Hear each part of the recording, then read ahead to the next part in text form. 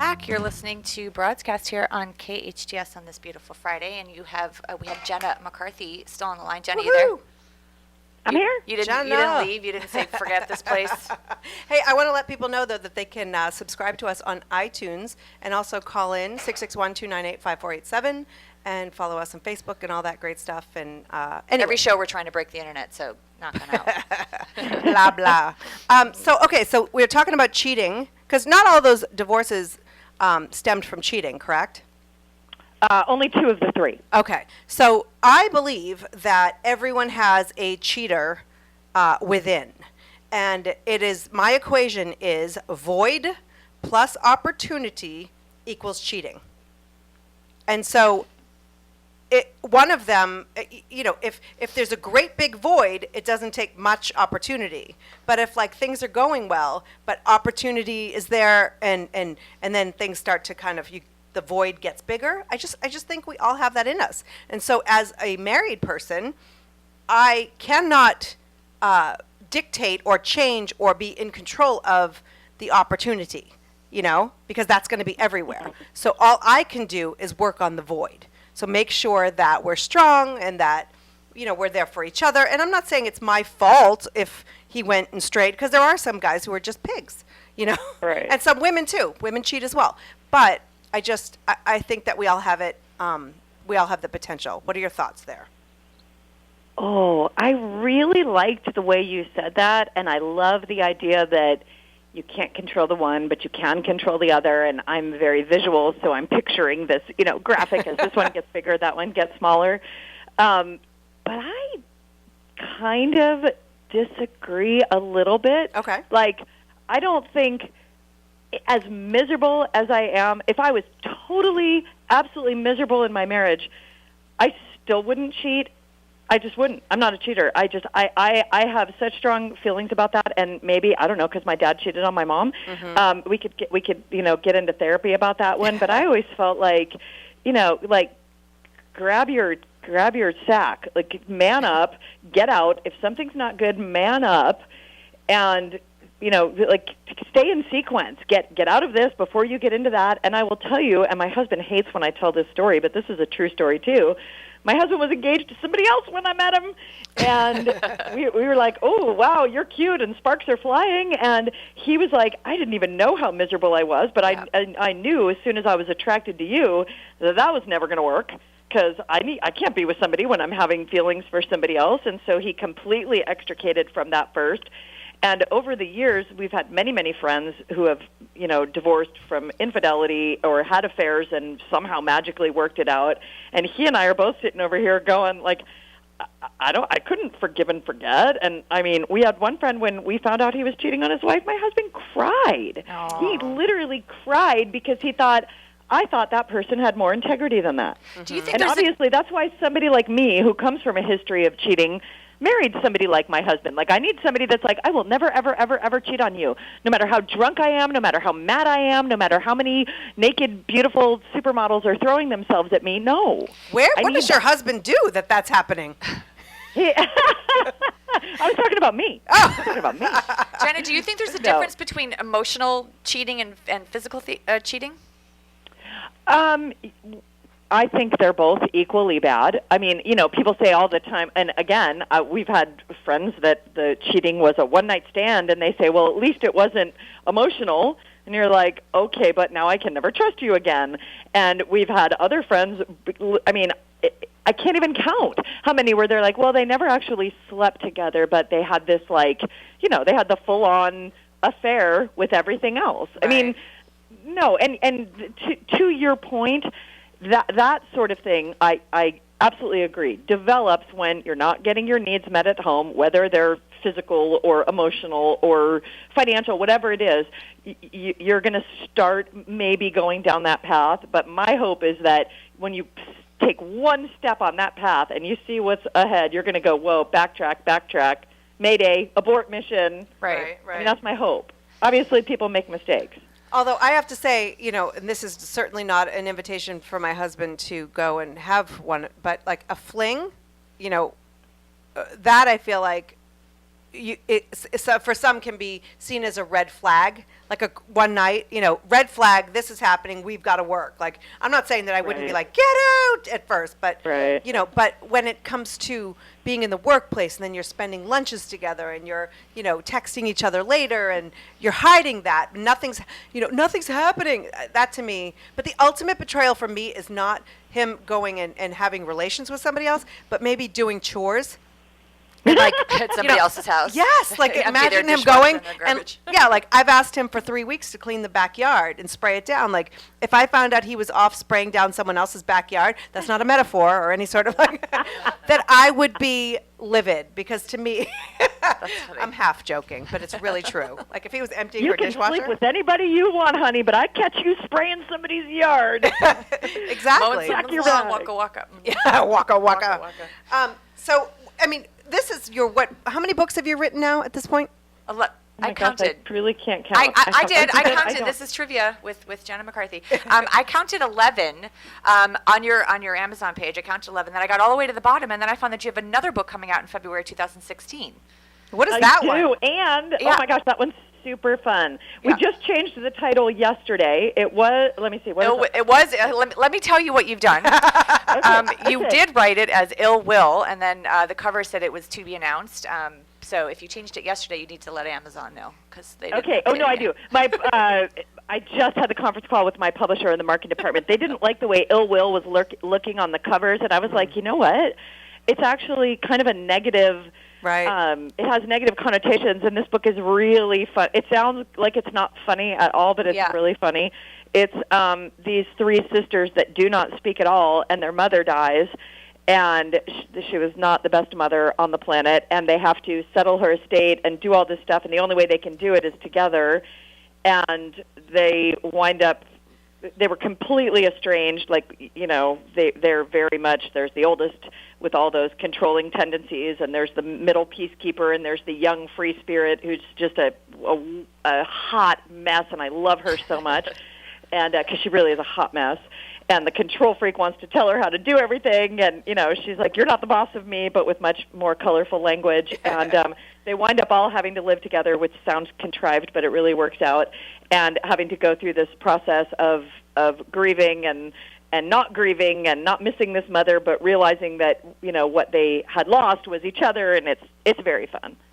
Wow. Very fun.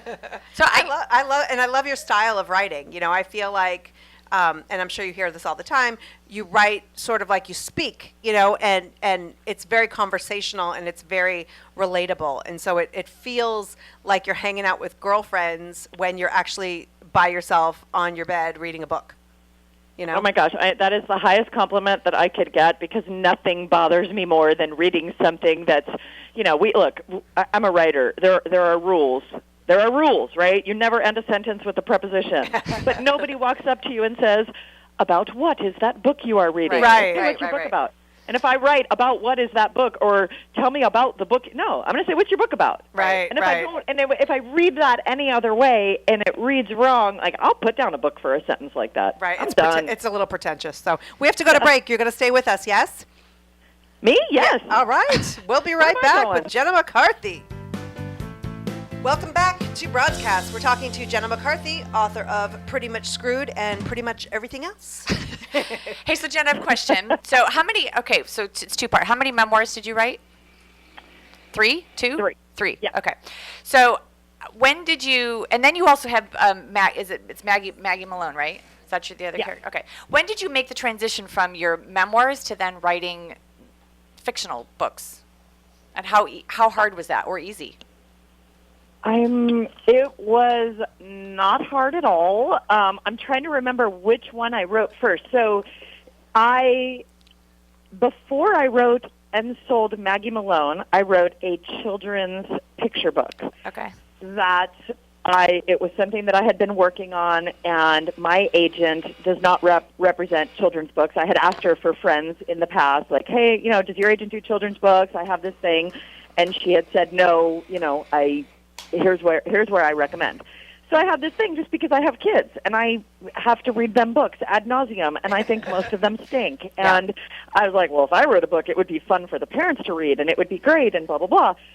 So one day I'm talking to my agent, and she's like, "What are you going to write next?" This was after the honeymoon book, and I said, "I don't know. I kind of have this children's book idea," and she was like, "Well, send it to me."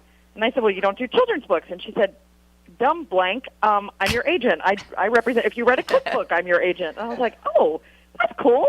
Okay." So I sent it to her, and she's like, "Well, what else do you have gathering dust on a shelf? I'm sending this to HarperCollins today." Wow. And I was like, "Okay." She sent it to HarperCollins, same agent who did Fancy Nancy, Splat the Cat, Pinkalicious, Right.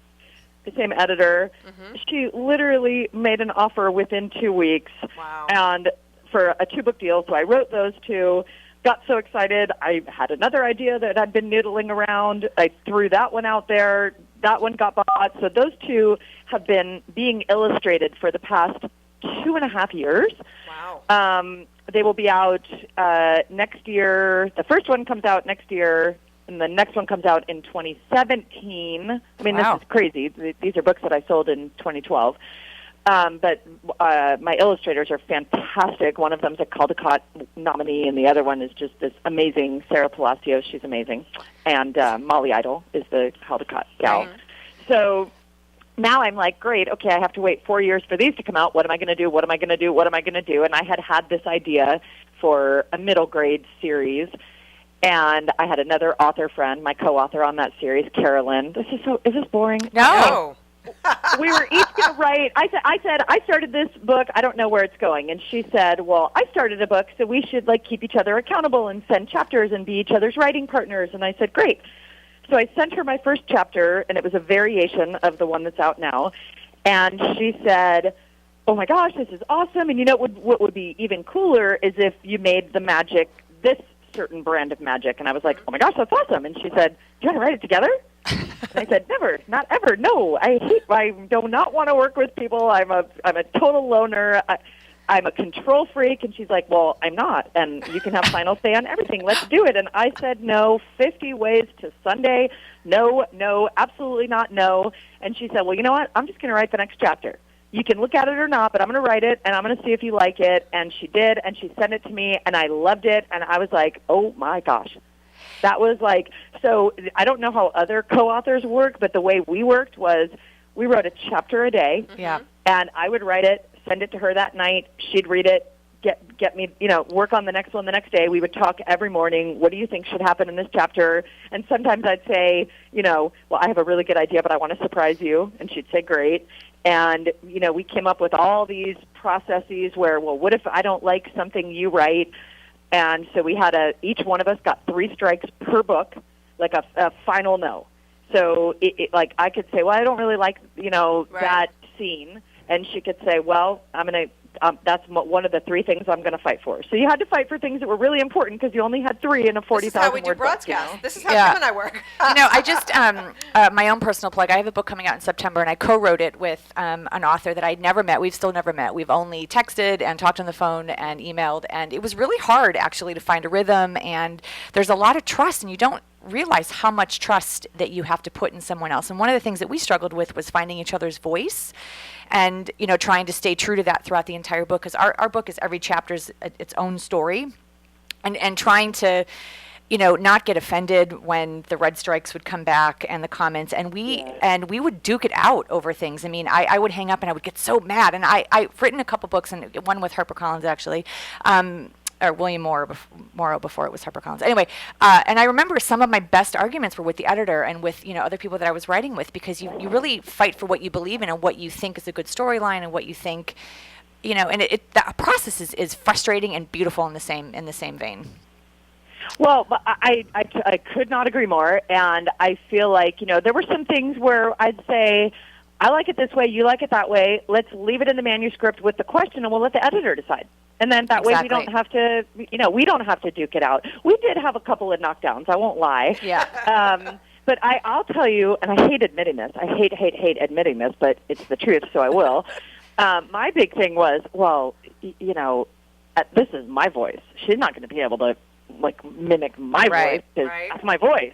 And then she did, and I was like, for the love of God, she stole my voice, But she's a talented writer. I mean, she's talented in that she could assumed that since I was the one that started it, and we really did. It was a really fun process. And that book, that's Maggie Malone that you wrote together. And what ages is that for? Because I was checking that out, and my daughter's 8, and I wasn't sure. Yeah, I was going to say 8 to 10, 11. Okay, great. I know that writing children's book. I wrote one. I wrote a proposal for one because I found that a couple years ago my son was asking me about death and where do people go after they die? And at the time, my son was young, and I wasn't prepared to have a conversation with him about heaven. I personally don't believe in that. But my son, I was trying to explain death and what happens to my son, and he was not getting it. I'm like, let's go to the bookstore and see if we can find a book to help you understand this. I could not find a book that spoke to the beliefs that we have and want to uphold in our home, and so without having a really strong religious connotation. So I tried to write a proposal, and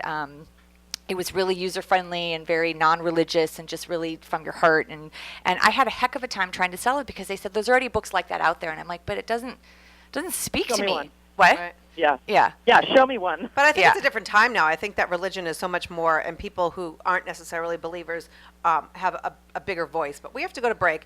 When we come back, I want to talk about marriage, because outside of your books, you write a lot of articles as well, and marriage seems to be, and even your TED Talk. So we will be right back with Jenna McCarthy, author of Pretty Much Screwed.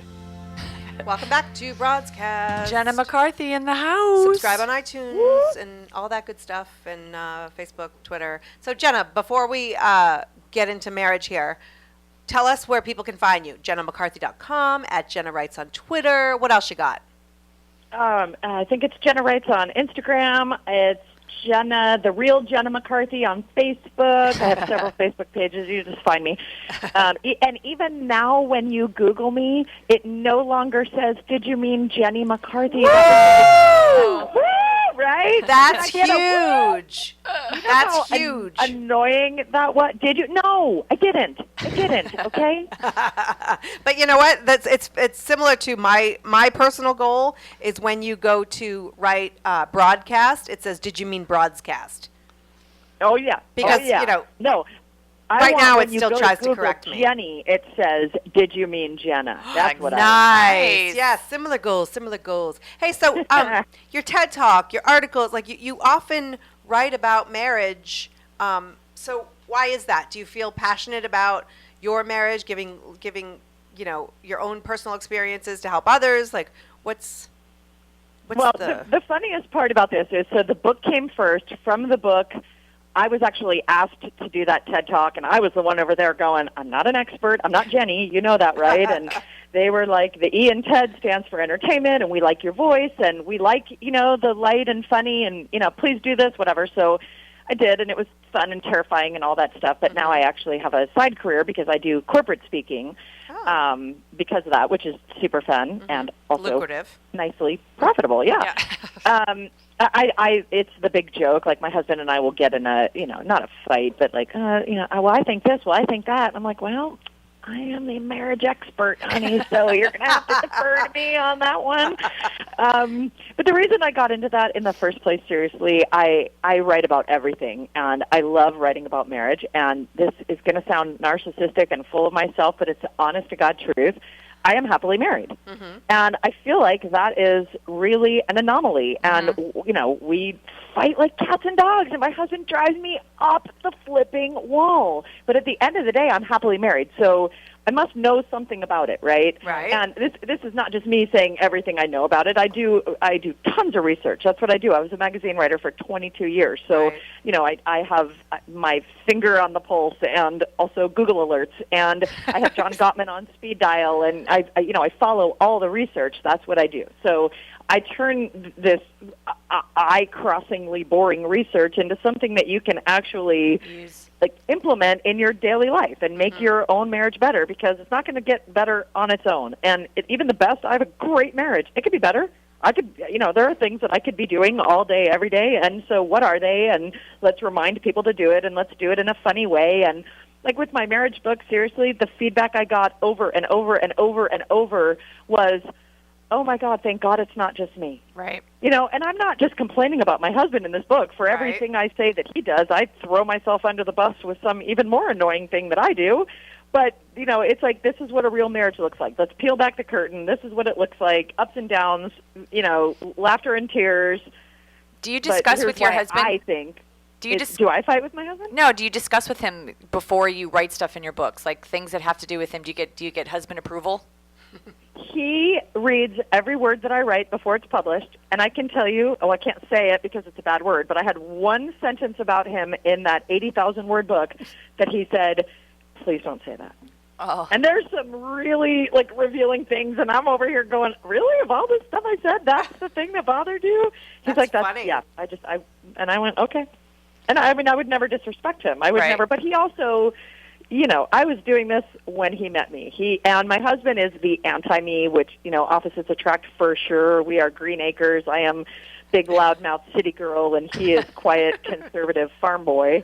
And for whatever wacky reason that works, but he knew, Yeah. and he's like, I could never be with another me. We'd be so boring. Oh, yeah. And you could never be with another you because you'd never shut up. That's the thing. I feel like it's actually a fact, not a feeling, but I'm in a happy marriage as well. And actually, it's better now that my kids are 8, 10, and 11 than it ever was. But we, oh my gosh, I just totally lost my.